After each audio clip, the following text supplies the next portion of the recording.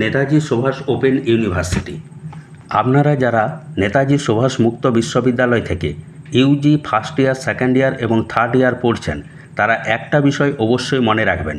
আপনাদের রেনুয়াল প্রক্রিয়া শুরু হয়েছে 8/8/2024 এবং চলবে 8/9/2024 পর্যন্ত। এই রেনুয়ালের মানে হলো যারা ফার্স্ট ইয়ার পড়ছেন তাদের সেকেন্ড ইয়ারে এডমিশন, এবং যারা সেকেন্ড ইয়ার পড়ছেন তাদের থার্ড ইয়ারে এডমিশন। আর যারা থার্ড ইয়ার পড়ছেন তারা ভাবছেন 600 টাকা দিয়ে স্টুডেন্টশিপ রেনুয়াল করবেন কি না। তারা যদি মনে করেন প্রিপারেশন ভালো আছে, এই বছর পরীক্ষা দিতে পারবেন এবং পাস করে যাবেন, তাহলে শুধুমাত্র এক্সাম ফর্ম ফিল আপ করে পরীক্ষা দিতে পারবেন। আর যদি মনে করেন প্রিপারেশন ভালো নেই, কোনো সাবজেক্টে পরীক্ষা দিতে পারবেন না বা পরীক্ষা দেওয়ার পরেও ব্যাক আসতে পারে, তাহলে সেই ক্ষেত্রে আপনারা 600 টাকা দিয়ে স্টুডেন্টশিপ রেনুয়াল নিয়ে রাখবেন। আর যারা এবছর পরীক্ষা দিতে পারবেন এবং পাসও করে যাবেন, তাদের 600 টাকা দিয়ে স্টুডেন্টশিপ রেনুয়াল করে রাখলেও কোনো অসুবিধা নেই। তবে এই ক্ষেত্রে এখন যদি রেনুয়াল করে রাখেন 600 টাকা দিয়ে, তাহলে এই 600 টাকাটা কিন্তু ফেরত পাবেন না, শুধুমাত্র এইটুকুই অসুবিধা।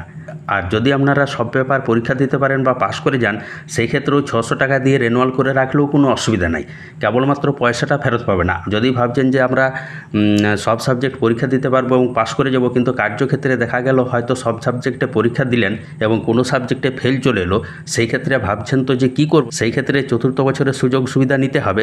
তো সেই ক্ষেত্রে পরের বছর আবার এমনি সময় সেকেন্ড ফেজ রেনুয়াল আসবে, সেই সময় 600 টাকা দিয়ে রেনুয়াল করে আপনারা আপনার কোর্সটি কমপ্লিট করতে পারবেন। আশা করি বুঝতে পেরেছেন। এখন দেখা যাচ্ছে রেনুয়াল করতে গিয়ে দুটি অপশান আসছে। First option print SLM and ESLM, আর সেকেন্ড অপশান হচ্ছে শুধু ইএসএলএম। এই দুটোর মধ্যে পার্থক্য হচ্ছে ফার্স্ট অপশান সিলেক্ট করলে কলেজ থেকে বই পাবেন এবং সেকেন্ড অপশান সিলেক্ট করলে কলেজ থেকে বই পাবেন না।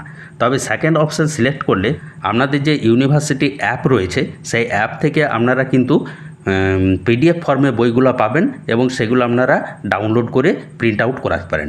আর প্রথম অপশানটা সিলেক্ট করলে সেই ক্ষেত্রে আপনারা কলেজ থেকে বইপত্র তো পাবেনই, তার সঙ্গে আপনি ইউনিভার্সিটির অ্যাপের পিডিএফটাও পাচ্ছেন। যদি ফার্স্ট অপশান সিলেক্ট করেন তাহলে সেই ক্ষেত্রে 600 টাকা থেকে 1000 টাকা পর্যন্ত বেশি লাগছে, বিভিন্ন সাবজেক্টের ক্ষেত্রে বিভিন্ন রকম। আর সেকেন্ড অপশান সিলেক্ট করলে 600 টাকা থেকে 1000 টাকা কম কাটছে। এবার আপনারা যদি মনে করেন বই নিয়ে তেমন পড়া হয় না বা অনেকেই বই তুলেন না, আপনি শুধুমাত্র আমাদের নোটস পড়ে পরীক্ষা দেবেন, সেই ক্ষেত্রে সেকেন্ড অপশান ইএসএলএম সিলেক্ট করে কম টাকা দিয়ে ইউনিভার্সিটিতে পেমেন্ট করে আপনি সেকেন্ড বা থার্ড ইয়ারে ভর্তি হতে পারবেন বা রেনুয়ালটা করে নিতে পারবেন। সেই ক্ষেত্রে আপনাদের প্রবলেম কিছু হবে না, শুধু বেশি টাকা দিলে বই পাবেন আর কম টাকা দিলে বই পাবেন না, এটাই পার্থক্য। এছাড়া কোনো অসুবিধা হবে না। অনেকে বই নিয়ে পড়েন না বা ঠিক সময়ে বই পান না, সেই ক্ষেত্রে আপনারা কোন অপশানটা চয়েস করবেন সেটা আপনাদের ব্যাপার। তো চলুন এরপর একটু দেখে দিই আপনাদের কিভাবে অপশানগুলো আসছে। আপনাদের রেনুয়ালের জন্য যে লিঙ্ক, সেই লিঙ্কটা আমি এই ভিডিও ডেসক্রিপশান বক্সে দিয়ে দেবো, সেই লিঙ্ক থেকে আপনারা রেনুয়াল করতে পারবেন। ঠিক আছে, তো এখন এখানে আপনারা কি করবেন, এন্টার ইওর এনরোলমেন্ট নাম্বার। তো এনরোলমেন্ট নাম্বারটা আমি এখানে দিয়ে দিচ্ছি প্রথমে। ঠিক আছে, তো তারপর আপনারা ডেট অফ বার্থ দিবেন। আমি ডেট অফ বার্থ দিয়ে দিচ্ছি। তারপর আপনারা ইয়ার দিবেন, ইয়ার দিলেন, লগ ইন করবেন। এইভাবে আপনাদের একটা পেজ চলে আসবে। তারপর এইখানে দেখতে পাচ্ছেন,